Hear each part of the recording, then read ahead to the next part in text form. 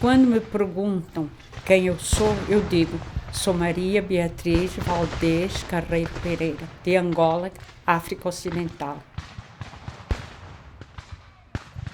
Estávamos na época chuvosa e quente, setembro. Era o dia 22. Eu me lembro bem, 3 dias antes do meu aniversário de 35 anos. Mas eu não estava pensando no meu aniversário.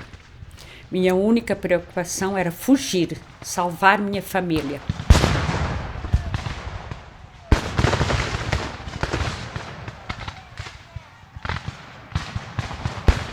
A guerra, um conflito que se iniciou em 1961 pela libertação de Angola do domínio de Portugal e que chegava a limites insuportáveis em 1975.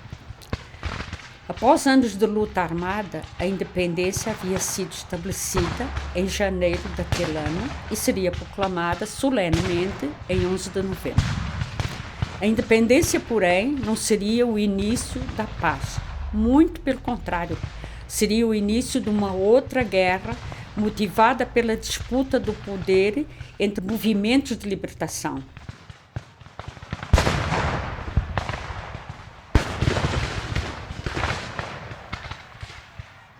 Os conflitos só terminariam em 2002.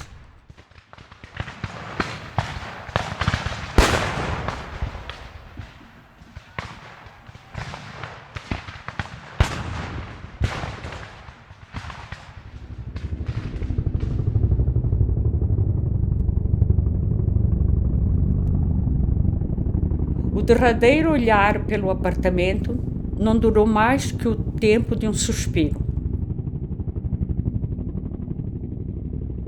Eu não pensei em nada.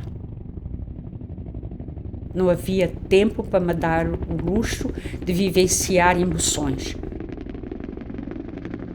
Só queríamos fugir dali, nos protegermos. Não senti pesar em deixar coisas para trás. Ao trancar a porta, a certeza que eu tinha era de que ali estava fechando uma parte da minha vida. A dor era deixar minha terra. Sabia que seria muito difícil voltar para lá.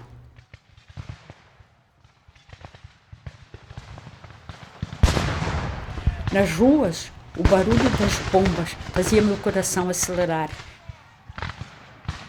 Passos fugindo, muita gente carregando o que podiam. Ninguém olhava para trás, só seguia em frente. Portugal solicitou a diversos países que ajudassem a acolher milhares de pessoas que deixavam Angola, fugindo da guerra civil. Para evacuar com parte da população angolana do seu território, o plano operacional usou o espaço terrestre, marítimo e aéreo. Portugal ou Brasil eram nossas melhores opções. Optamos pelo segundo, pois contávamos aqui com um parente que nos daria apoio quando chegássemos. Era de manhã, bem cedo, disso eu me lembro. Embarcaríamos para o Brasil, no último avião que este país enviava para buscar refugiados. No aeroporto, muita confusão, muita gente tentando embarcar. Sentíamos desorientados. Não fosse uma pessoa conhecida ir até nós, pegar nossos passaportes, levá-los a um superior e fazê-los carimbá-los, possivelmente não teríamos conseguido. Embarquem, vão. Eu me lembro de entrar no avião, de sentir quando ele deixou o solo, de vê-lo subindo, entrando nas nuvens. A visão das nuvens me aliviava. Depois disso, não me lembro de mais nada até desembarcarmos no Rio de Janeiro. Enfim, estávamos no Brasil, que representava para nós uma mãe, um pai e 3 filhas pequenas naquele momento, a esperança de salvação. Estaríamos salvos, era o que esperávamos.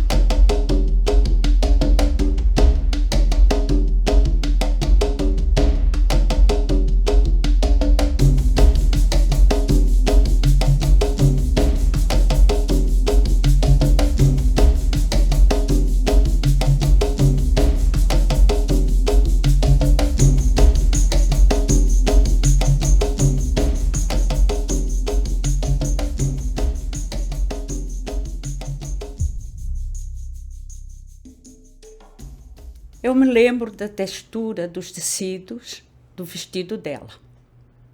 Gostava de passar a mão por eles. Eram sedas vindas de Londres ou Portugal que levavam meu pensamento para longe. Minha avó materna, Antônia de Faria Valdez, era uma mulher linda, que se vestia bem à moda africana. Dos meus 2 aos 4 anos, foi ela quem cuidou de mim. Esse período com ela foi o melhor da minha infância. Eu me aconchegava a ela à noite, quando dormia no quentinho de sua cama. E ela me contava histórias.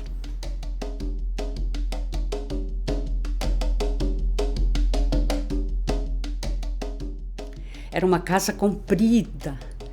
Na minha visão de criança, parecia um trem parado nos trilhos. De um lado, tinha um galpão de terra batida. Meu pai era comerciante e ali mesmo comercializava seus produtos. Minha avó viera morar conosco anos atrás para ajudar minha mãe na lida com os filhos. Vivíamos em Vila Nova, um lugarejo localizado na província de Huambo, Angola, África Ocidental. Eu era bem pequena ainda e não consegui guardar tantas lembranças. Mas sei que foi um tempo bom. Eu tinha minha avó, eu estava perto do meu pai e dos meus irmãos.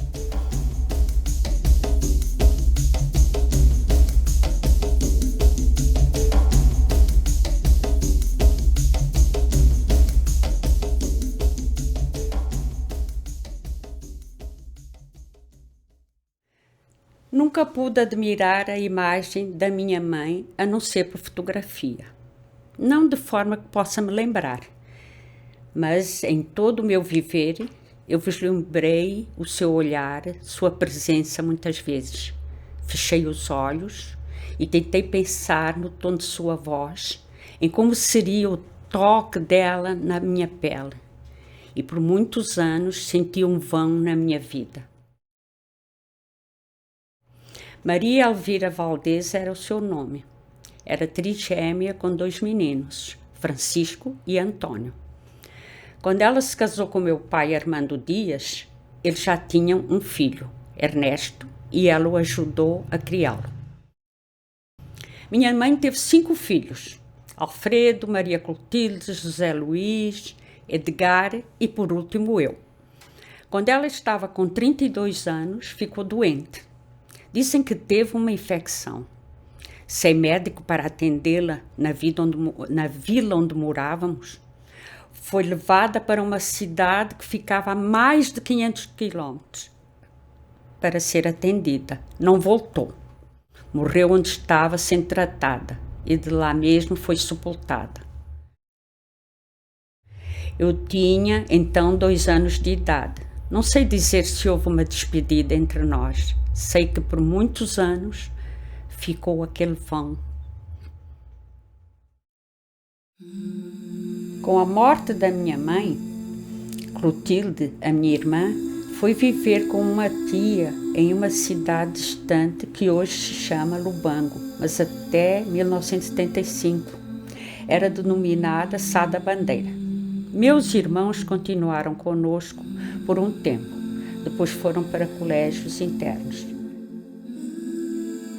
Na casa do meu pai, eu ficaria sob os cuidados da minha avó até que uma outra tia, que morava em Portugal, viesse me buscar para morar com ela. Um dia, ela veio quando transferiu sua residência de Portugal para Angola e me levou, tia Henriqueta. Eu já estava com 4 anos. Com essa idade, fui batizada. Tenho vagas lembranças. Uma é que usava um vestido bonito e um chapéu. Devo ter me sentido muito bonita, acredito. Com minha tia, fui morar em Nova Lisboa, também na província do Ambo, mas bem mais desenvolvida que Vila Nova. Começa ali uma outra etapa da minha vida.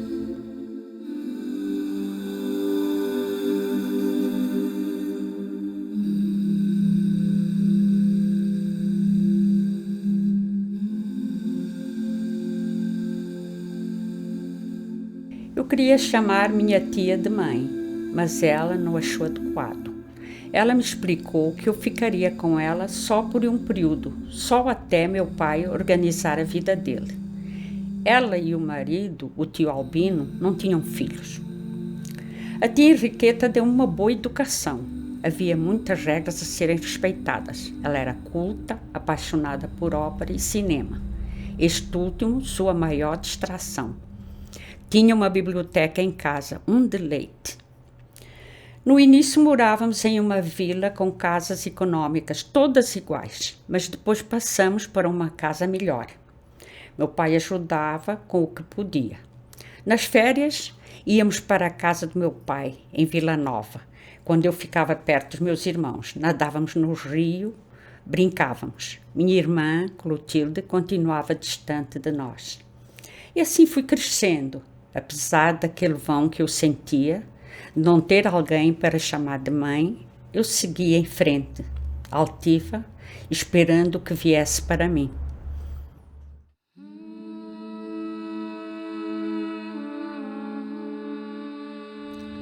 Não tenho lembrança do dia que Clotilde chegou a Nova Lisboa para morar conosco, após ter ficado 5 anos na companhia de outra tia, Cristina, longe de nós. Eu estava com 7 anos de idade e ela com 11. Pode-se dizer que foi nessa ocasião que conheci minha irmã. Foi ela quem me ensinou a rezar. Mas eu não aceitei bem. Talvez me sentisse ameaçada por sua presença por receio de perder o que eu tinha de afeto. Eu era travessa. E sendo mais nova que ela, acabei sendo mais protegida por minha tia, por meu pai. Eu sei que não foi fácil para Clotilde e sinto por isso, mas foi assim nesse tempo. O que aconteceu, a gente não pode mudar. O que eu não sabia era que um dia nos tornaríamos grandes amigas e que depois de um tempo, de longos anos, partilharíamos o nosso viver diariamente e com muito afeto.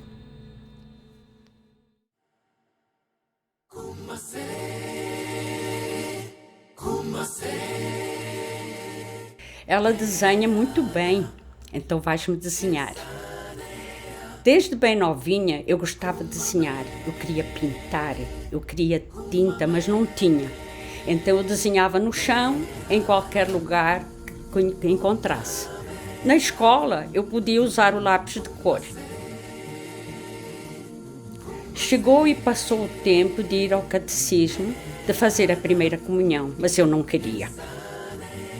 Até que uma amiga, que queria que eu fosse com ela, me convenceu a ir, dizendo que o bispo dava santinho para a gente.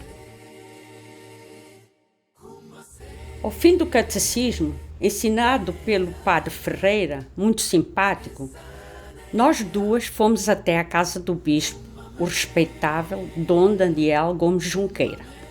E lá veio aquele senhor com aquelas rendas, usando um anel com uma enorme pedra vermelha. A gente beijava o anel. Meus olhos cobriam-se de brilho e eu só olhava, sem saber bem o que dizer. Então essa amiga disse a ele que eu desenhava bem. E ele: então vais-me desenhar. És capaz de fazer a minha cara? Ah, sim, sou capaz. Cheguei em casa e o desenhei gordinho com o que eu tinha. Quando levei o desenho para ele, ele disse: está muito bom, eu estou mais novo, mas está bonito. E no próximo encontro, ele me deu de presente uma caixa de lápis de cor com 12 lápis, 12. Eu nem sei se sorri por dentro ou por fora. Eu tinha 12 a 13 anos. Nos tornamos amigos. E Dom Daniel Gomes Junqueira foi uma presença agradável em minha vida.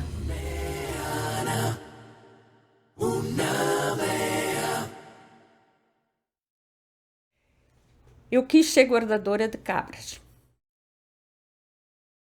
Depois artista de teatro de revista. Gostava das cores, das plumas. Havia muita vida dentro de mim. Na escola, eu participava de pequenos concursos de desenho. Minha tia me incentivava, eu tinha bons professores. Um deles, quando dava atividades de desenho, escolhia 2 ou 3, colocava em uma moldura e enviava para salões de arte da cidade e de cidades vizinhas. Foi assim que minhas produções começaram a ser vistas além do ambiente escolar. Quando eu estava com 17 ou 18 anos, não lembro a data certa, fui fazer o curso técnico de formação feminina na Escola Comercial e Industrial Sarmento Rodrigues, que atendeu a uma grande massa de jovens. Lá eu tinha aula de diversas disciplinas, entre elas artes com bons professores. Na época eu já trabalhava com telas feitas por mim, às vezes um cartão bem preparado. Eu tinha amigos que também pintavam e íamos para o campo pintar juntos.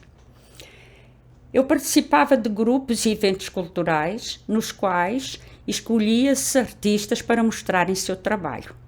Foi assim que, em 1958, eu participei de uma exposição no Salão de Artes Plásticas de Lubito, que era uma cidade de outra província de Angola, quando recebi medalha na modalidade gouache.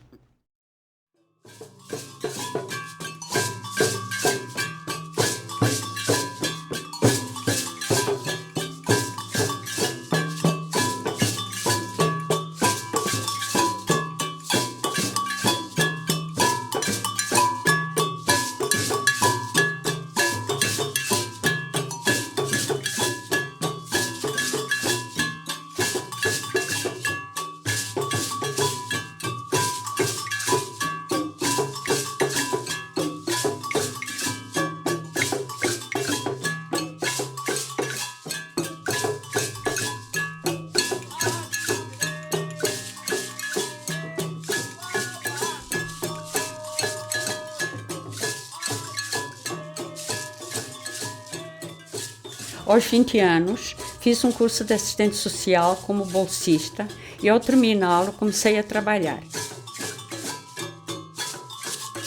Então eu pude comprar meus materiais de pintura, comecei a usar tintas. Também tive dinheiro para pagar os cursos técnicos. Trabalhando como assistente social, pude ver outras realidades e perceber as diferenças sociais existentes.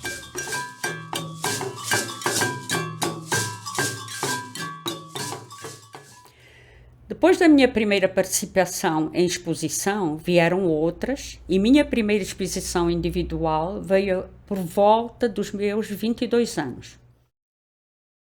Foi organizada pelos Serviços Culturais e Câmara Municipal, no próprio prédio da Câmara. Nesse tempo, eu já havia recebido alguns prémios.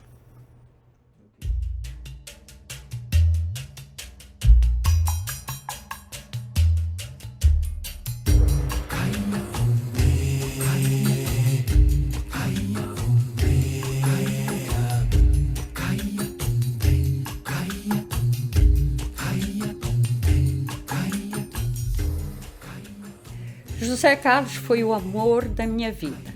Foi num carnaval que tudo começou. Era o ano de 1962, quando os conflitos já haviam se iniciado. Porém, a guerra foi acontecendo devagar e, nesse tempo, ainda não nos afetava diretamente. Na verdade, a gente nem sabia que estava em andamento uma guerra. Nesse mesmo ano, minha tia Henriqueta faleceu. Eu ainda morava com ela. As coisas não haviam se ajeitado para eu ficar com meu pai. Ainda assim, eu nunca pude chamá-la de mãe. Depois da morte da tia Henriqueta, continuei na companhia do meu tio, Albino, até que ele, já idoso, teve um problema no serviço e não pôde mais trabalhar. Quando ele foi para a casa de uma cunhada e fui morar na casa de um casal muito amigo. Eu trabalhava e podia pagar uma mensalidade por minha moradia, mas a senhora não quis cobrar. Ela disse: não pagas nada, vais pagar só o leite. Pagar o leite era pagar aquelas garrafinhas de leite baratíssimas que o leiteiro entregava. Eu disse: mas pagar só o leite? Disse ela: é para te sentires bem. Paga o leite. Eu sempre falei isso pela minha vida toda. Não dá de graça, paga o leite.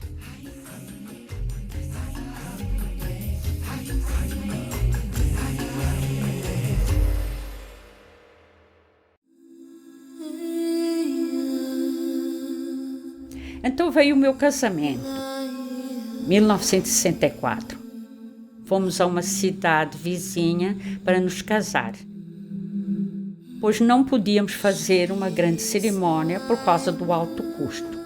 E na cidade onde a gente morava, conhecíamos muita gente e seria complicado fazer uma cerimônia simples. O José Carlos prestava serviço militar e nas nossas bodas usou uma bela farda militar que era comumente emprestada a jovens militares que se casavam. Também era o mês de setembro, o mesmo mês do meu nascimento, da nossa partida para o Brasil.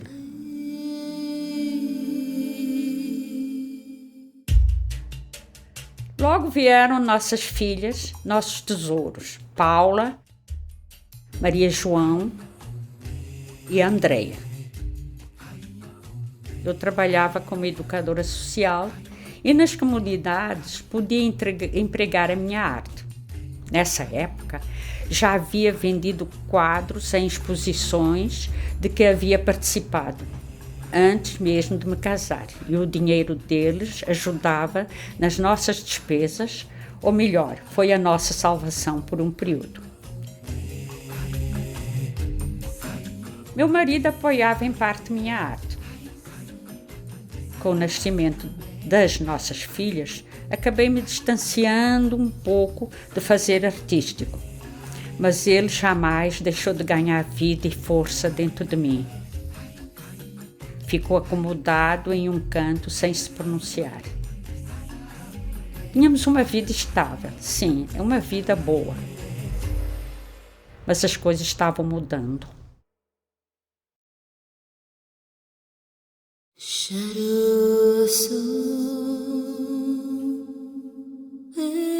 Por esse tempo, meu marido queria fazer faculdade de economia e em 1970 nos mudamos para Luanda, onde ele poderia fazer o curso.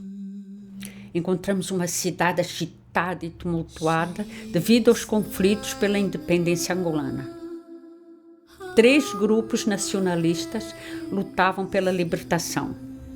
O Movimento Popular de Libertação de Angola, MPLA, a Frente Nacional de Libertação de Angola, FNLA, e a União Nacional para a Independência Total de Angola, UNITA.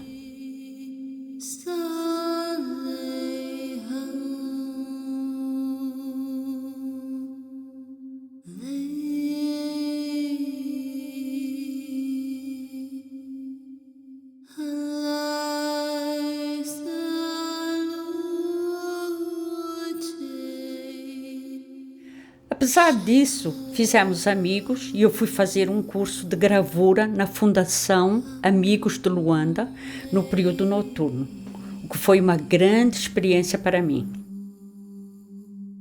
A situação, porém, foi ficando cada vez mais difícil. Temendo a segurança de nossas filhas, nós a levamos para o interior para ficar em companhia da avó paterna, até que as condições melhorassem. Mas não melhoraram. Pelo contrário, foram ficando cada dia pior.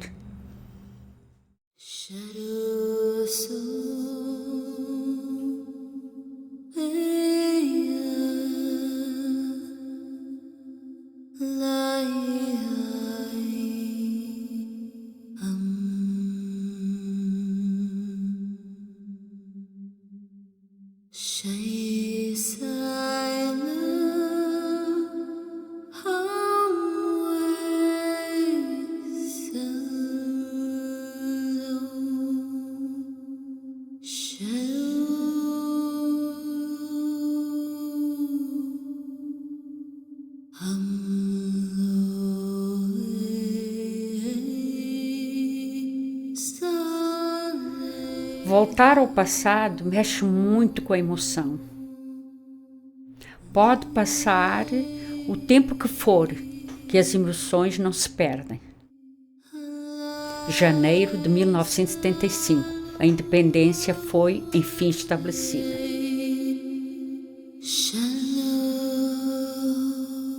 Nos anos anteriores, muitos angolanos já haviam deixado o país. Nesse fatídico ano, chegando-se à culminância do conflito, viver em Luanda se tornou insuportável.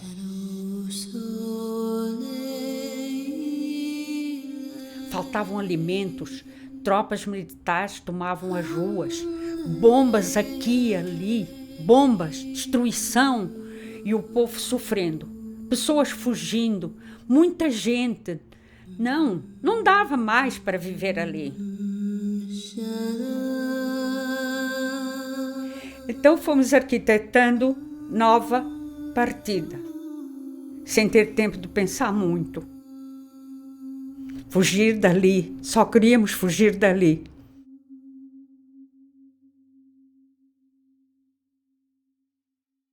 Minha avó já havia nos deixado há tempos, quando eu contava com meus 13 anos. Minha irmã Clotilde estava entre os que já haviam fugido. Também já casada, havia partido para Portugal.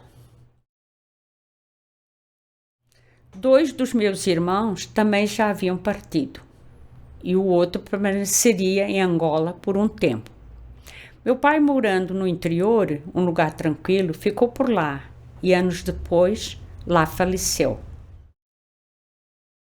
Vendemos o que podíamos. Outros pertences nós doamos. O apartamento, um bom apartamento que foi conquistado por nós para ser o nosso lar, ali na capital do país, para onde havíamos ido cheios de esperança, foi ficando vazio.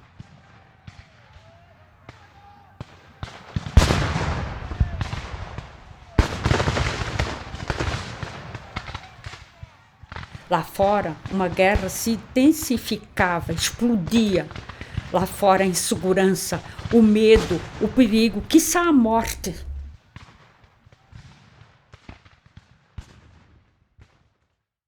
Era de manhã bem cedo.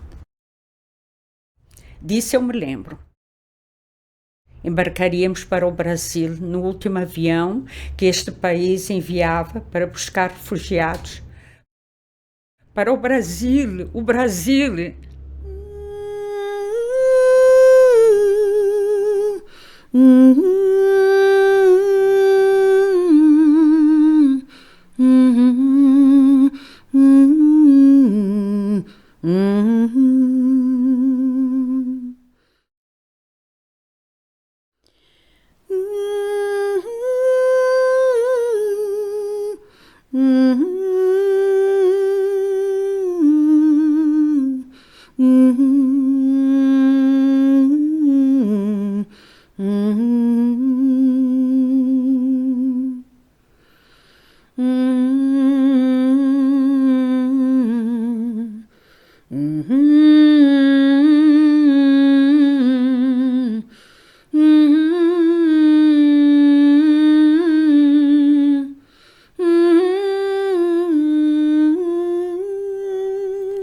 Refugiado é uma pessoa que fica desassistida por sua pátria e precisa ser acolhida por outra nação.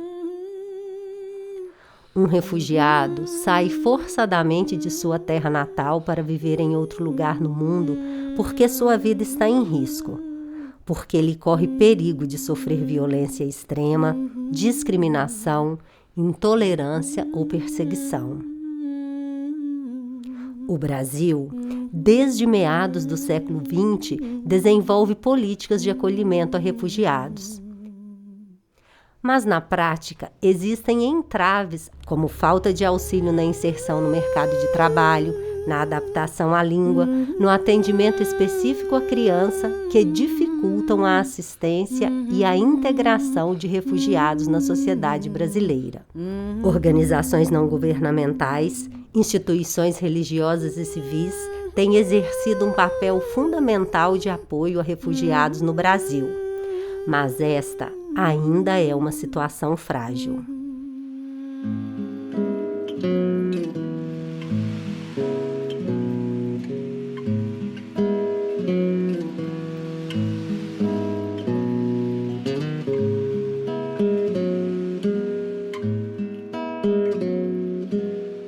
Eu me encantei com o Rio de Janeiro. A arte faz isso. Em Angola, a terra vermelha e a vegetação me davam uma noção de cores. Mas no Rio de Janeiro, quando cheguei, a noção de cores foi mais intensa. Mais intenso me pareceu o céu azul. Isso é uma coisa que não se pode explicar por palavras, mas que é possível tentar explicar com tintas, porque é muito forte. A cor aqui me encantou, me envolveu muito. Fundo de alma encantador, inclina o risco de se encontrar. Quem diz, rediz. Anda Maria, me diz e calmaria, sem fim forte o sorriso. Vem, roda menina, braços pro céu, bem-vindo ao alto mar. Anda Maria, me diz, e calmaria sem fim, braços pro céu, roda menina. Caminhando pela primeira vez em solo brasileiro, Beatriz se sentia sonolenta e zonza na área de desembarque do Aeroporto Internacional Tom Jobim, no Rio de Janeiro. Ao ver um grupo numeroso de repórteres, se assustou. Eles se mostravam afoitos, queriam entrevistar os últimos refugiados que conseguiram escapar da guerra civil angolana. A família se esquivou das câmeras, pegou um táxi e foi para o apartamento de um cunhado na capital fluminense, na Barra da Tijuca.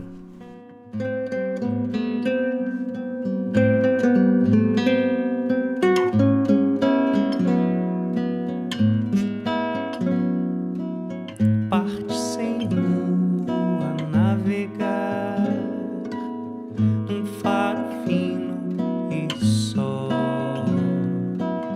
tanto destino a se criar. Quem fez, refez. Assim que se acomodaram no novo lar, deram ao cunhado de Beatriz todo o dinheiro de que dispunham para as despesas. Não era muito. A moeda angolana estava desvalorizada, mas ajudaria. Depois de um tempo, as famílias se mudaram para um prédio próximo ao Morro do Borel.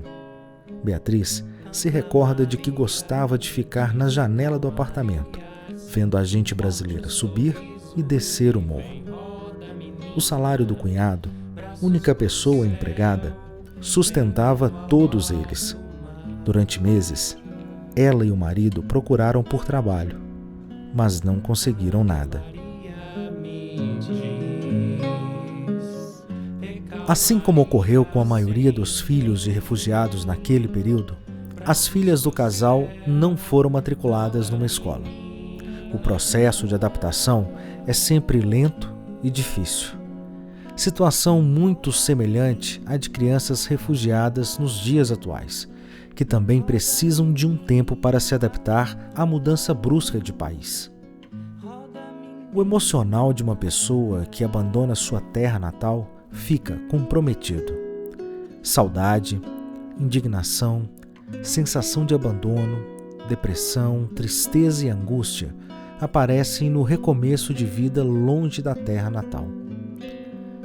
Depois da vivência traumática de um processo de mudança forçada, retomar as rédeas da vida requer esforço e dedicação. Adaptar-se aos novos costumes, hábitos e ao idioma, com suas gírias, são desafios diários a serem superados. Beatriz e Carlos também foram atingidos pelos problemas do povo brasileiro naquele Brasil da década de 1970, como desemprego, precários serviços de saúde, falta de moradia e, sobretudo, pela severa ditadura militar. Beatriz recorda que, à época, eles eram, vez ou outra, vigiados pelos militares.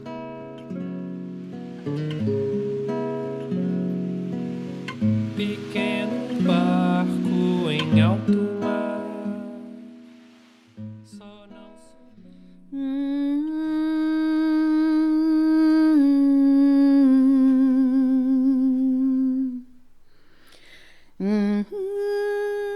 Foram quase 2 anos morando no Rio de Janeiro sem conseguir trabalho, até que Manuel Herculano de Carvalho, também refugiado angolano, comentou com Beatriz e Carlos sobre os encantos e a calmaria da cidade de Belo Horizonte e do estado de Minas Gerais, e incentivou o casal a tentar a sorte entre as montanhas mineiras, situação que ocorreria meses depois. Tão logo chegaram a Minas Gerais, Carlos conseguiu um emprego como economista numa grande empresa. A vida para eles mudou repentinamente em todos os sentidos. O trabalho dá dignidade às pessoas. E no caso de refugiados, estar empregado é uma condição necessária para suavizar o processo de adaptação. Além disto, contribui para enfraquecer a discriminação, a rejeição, ofensas e até agressões verbais e físicas por parte de algumas pessoas que se mostram intolerantes diante da convivência com pessoas de outras nações.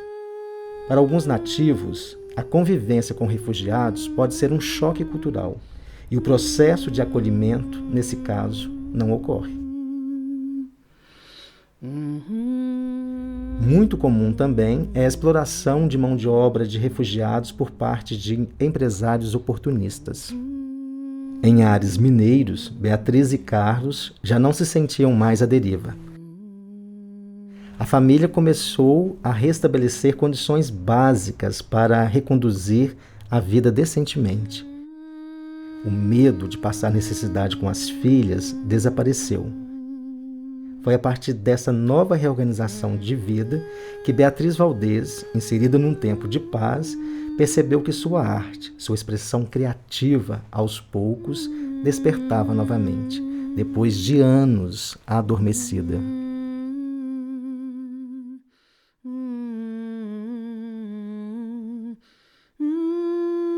Três anos após a nossa vinda para o Brasil, chegou em nossas mãos uma mala que havia sido extraviada no dia da nossa fuga de Angola. A companhia aérea informou, por meio de uma carta, que a mala tinha sido despachada para a França e não deu mais detalhes sobre o assunto. À época, com as emoções estilhaçadas, tínhamos dado por perdida a tal mala. E, para surpresa de todos, ela reapareceu de repente. Um bilhete fixado na parte de fora da mala narrava alguns acontecimentos. A mala, no mortal, caiu do guindastre. Foi uma emoção, uma alegria que sentimos nesse dia. O curioso é que depois de tanto tempo, aquelas coisas não nos interessavam mais. A gente perde coisas, mas depois já tem outras. Quando abrimos a mala, tivemos uma surpresa. Estava cheia de caquinhos de vidro. Um conjunto de taça português, dado por uma amiga horas antes da fuga para o Brasil, tinha-se reduzido a cacos, mas uma única taça resistiu à queda do guindastre, explicada no bilhete. A taça, que estava inteira entre os cacos e outros itens na mala, se tornou para mim uma queridinha. Toda a vez que acontecia uma reunião de amigos em casa, ela era solicitada.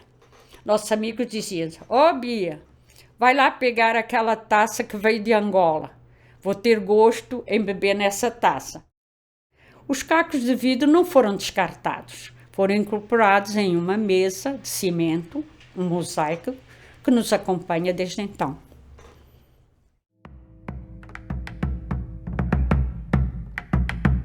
Estrada de chão, chão de fulor, fulor de capim, capim já secou, secou lá no sol, sol da manhã, manhã já de... Na capital mineira, com as filhas matriculadas na escola, Beatriz Valdez tentou oportunidades de trabalho.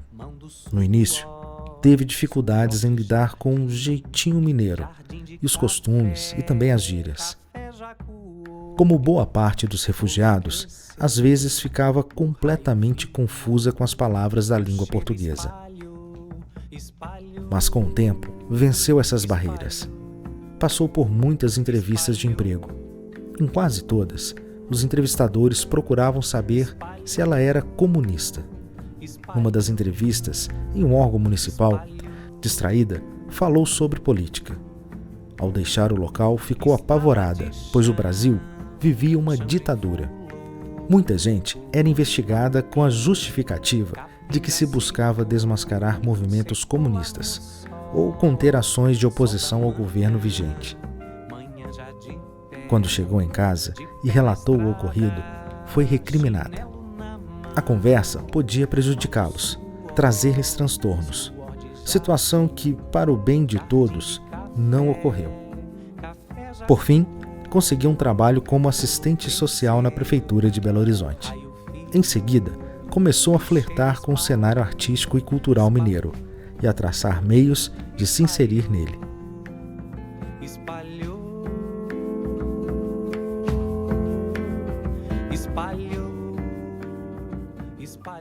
Num dia, no departamento municipal onde trabalhava, aproveitei o clima natalino e mostrei um cartão de Natal que tinha feito. Desenhei Maria, José, Menino Jesus e a Estrela Guia. Uma senhora que trabalhava comigo ficou encantada com a cena natalina feita com traços africanos. Ela sugeriu que eu reproduzisse o desenho em cartões em uma gráfica para vendê-los.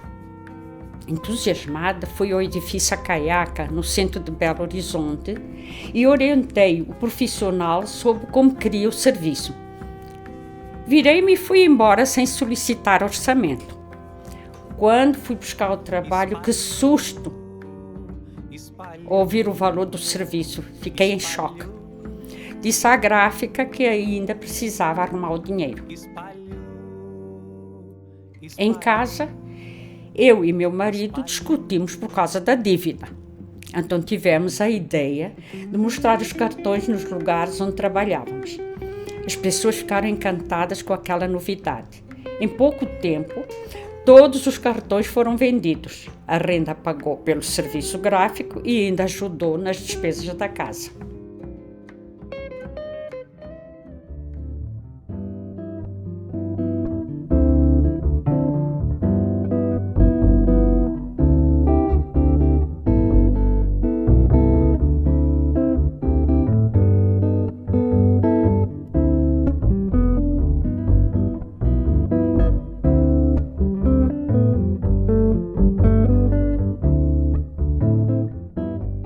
Em 1980, Beatriz conseguiu ingressar no curso de Belas Artes na Escola Guinhar. Foi seu passo mais importante para se inserir como artista no cenário cultural e artístico mineiro. Desde Angola, produzia uma arte muito intuitiva, sem aprofundamento em técnicas. Precisava conhecer mais. Especializou-se em gravura. Uma grande oportunidade que teve foi a de substituir uma professora no curso de gravura na Escola Guinhar. Isso deu-lhe visibilidade. O primeiro convite para expor um trabalho foi para uma das galerias do Palácio das Artes, um dos espaços culturais mais importantes da capital mineira. Na ocasião, a artista fez uma gravura sobre o folclore brasileiro, retratando a dança do boi-bumbá.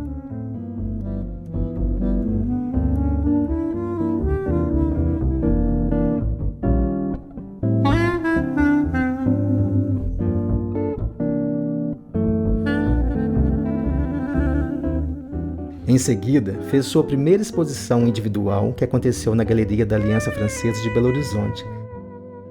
Depois, outros convites para exposições coletivas e individuais vieram naturalmente, assim como as publicações de seus trabalhos em livros importantes de arte. No prédio onde morava, conheceu o jornalista Ricardo Fiuza e, a convite dele, fazia ilustrações para seus artigos que eram publicados no jornal Estado de Minas. Os convites para ilustrar livros de amigos escritores foi uma consequência de seu trabalho e visibilidade. O traço africano abrasileirado de Beatriz encantava e emocionava. Aos poucos, estava completamente inserida na cena artística mineira.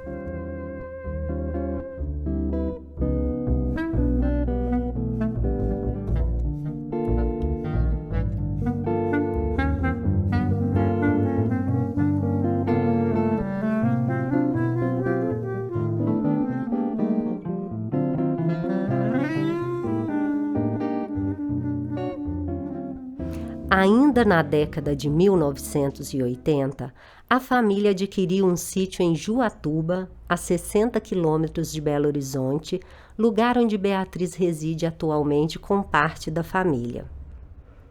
O contato com Pará de Minas, cidade localizada a 70 quilômetros de Belo Horizonte, se deu por meio de um amigo que conheceu no curso de Belas Artes, Júlio César Pereira. No final da década de 1990, Júlio abriu um espaço cultural em Pará de Minas chamado Casa de Ideias, onde Beatriz fez uma exposição. Na noite da última sexta-feira, muita gente teve a mesma ideia: conhecer a artista plástica natural da África, Beatriz Valdez. Com belíssimas obras em xilografuras e pinturas de sedas, ela arrancou suspiros apaixonados dos amantes da arte moderna.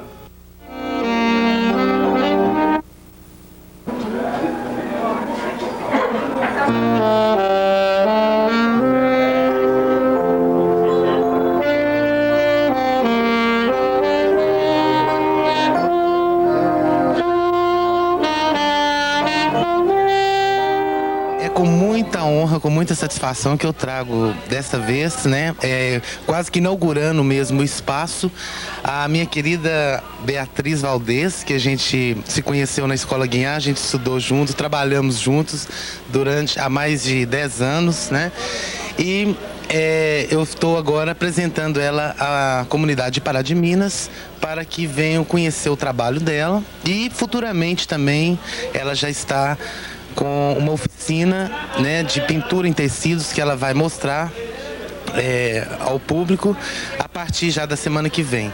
Prazerão conhecer você, uma alegria para nós paraminenses, para nós da imprensa, principalmente para a gente aqui da TVI, ter você conosco. Esperamos que sua estada seja sempre eterna conosco aqui e que seus trabalhos sejam reconhecidos realmente pelo povo. Eu tenho certeza que isso, aliás, vai acontecer. Eu queria que você nos falasse primeiro como é que surgiu a ideia de se chegar a Pará de Minas, como é que você começou mesmo sua vida artística? Eu comecei a minha vida artística em Angola, na África, e mudei-me para o Brasil devido a conflitos, guerras. Então vim morar para o Brasil e continuei trabalhando em arte. Então encontrei na escola, onde convivi durante muitos anos, Escola Guinhar. Você está aqui há quantos anos no Brasil? Há 20 anos. Quer dizer, já é brasileira de papo amarelo e verde mesmo, ou verde e amarelo? Verde e amarelo. Então integrei-me na vida social brasileira, fui extremamente bem recebida aqui no Brasil, porque o brasileiro se comoveu muito com o problema africano. Então eu continuei a minha vida artística aqui e dediquei-me bastante à gravura. E todas as influências que eu recebi daqui estão ligadas às minhas raízes. A partir de então, foi se inserindo também na vida artística e cultural de Pará de Minas, cidade que lhe conferiu o título de cidadania honorária em 2018, devido à sua importante contribuição à arte e à cultura paraminense.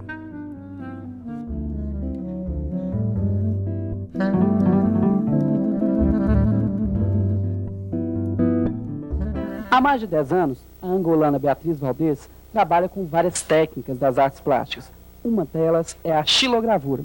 A xilogravura é uma técnica milenar que consiste no ato de gravar na madeira as mais diversas gravuras. Ainda de forma artesanal, Beatriz Valdez usa tinta de impressão de jornal para dar vida à sua obra de arte. A técnica é simples. Depois de esculpida na madeira, é passada sobre a gravura a tinta preta. Em seguida, coloca-se o papel branco onde será impresso o desenho. Mostrando a simplicidade da xilogravura, Beatriz passa sobre a folha branca uma colher de pau. A xilogravura é uma arte plástica que é acessível a todo mundo. Todo mundo, mesmo não tendo, por vezes, máquinas apropriadas, pode ser feito um trabalho bem manual.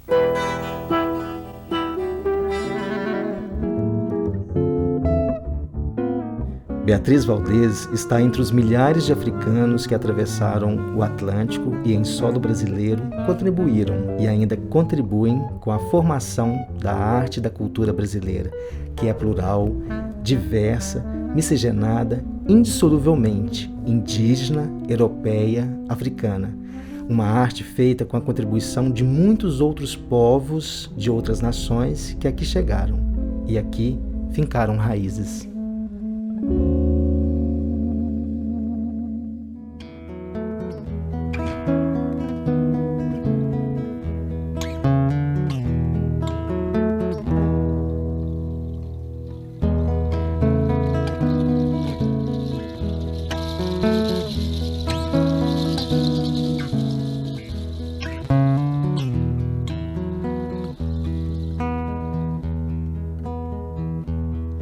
O meu canto tem tempero e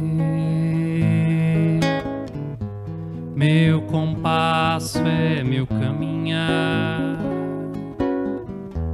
Dia a dia, passo a passo, amor, vou tecendo meu lugar. Lua clara, passo firme, amor,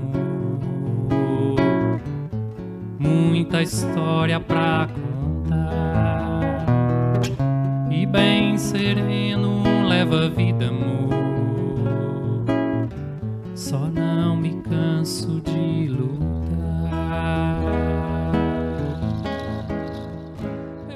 Por meio da sua arte, Beatriz exemplifica a metamorfose da cultura brasileira. Aos 80 anos de idade, ela continua se reinventando, ressignificando e nos encantando. O painel Refugiados, que a artista pinta para este documentário, executado numa parede da casa do escritor José Roberto Pereira, é uma mistura de paisagens brasileiras e africanas e celebra o acolhimento de quem precisa de afeto. Dia a dia, passo a passo, amor, vou regendo meu dia. Lua clara, passo firme, amor, muita história pra contar. E bem sereno leva a vida, amor,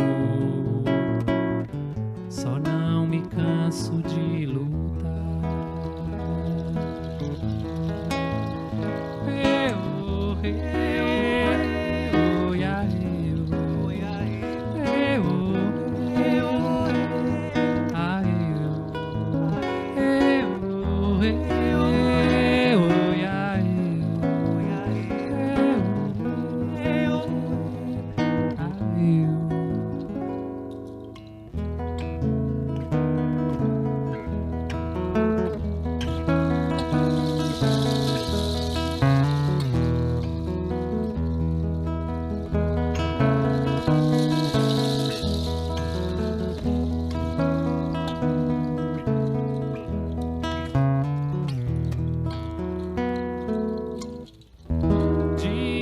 Dia, passo a passo.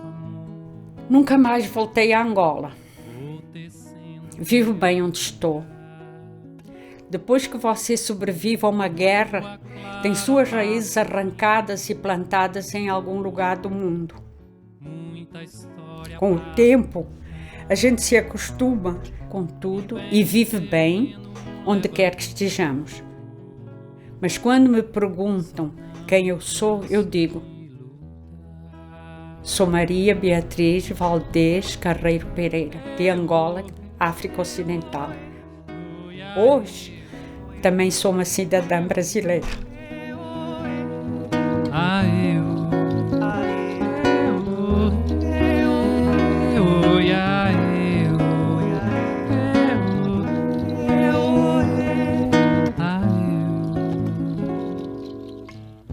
E muito gosto de um sorriso teu, de plantar, colher e respirar. Dia a dia, passo a passo, amor, vou regendo meu dia. Lua clara, passo firme, amor, muita história pra contar. E bem sereno leva a vida, amor, só não me canso de lutar.